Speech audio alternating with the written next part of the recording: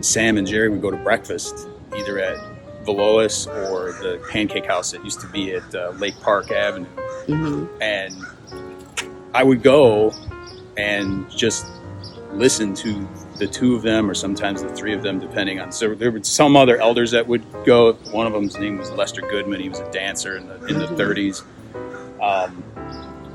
But every time I went, it was you just sit and listen to. You don't talk. You just listen to what they're saying for hours, Mm-hmm. and just learn so much of the world, history, how they saw things, how they saw the future.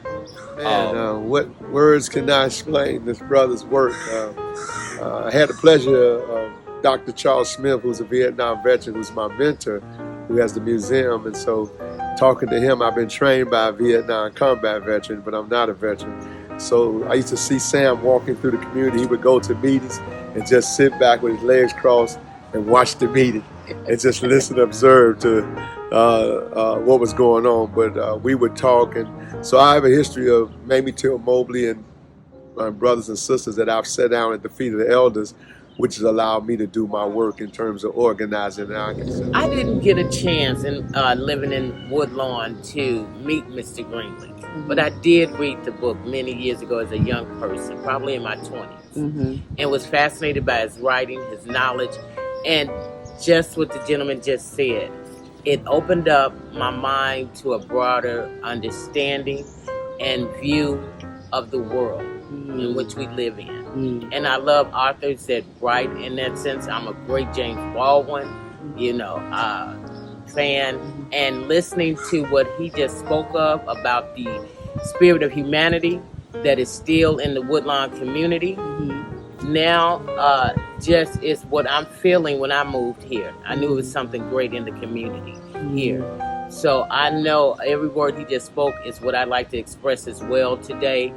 And even though I didn't get to know Mr. Greenlee in the flesh, I think just through his family and today I get to know him in the spirit. Just from there, I just want to learn more about him. I want to read the book. I want to see the movie. I'm interested in community health, so that's why I'm here. Whereas the novelist and poet Samuel Eldridge Greenlee Jr. was a beloved native son of Chicago and a resident of the Woodlawn neighborhood, and whereas Samuel Eldridge Greenlee Jr. wrote the best-selling and award-winning novel The Spook Who Sat by the Door to critical acclaim and produced a movie of the same name that is included in the National Film Registry and Baghdad Blues.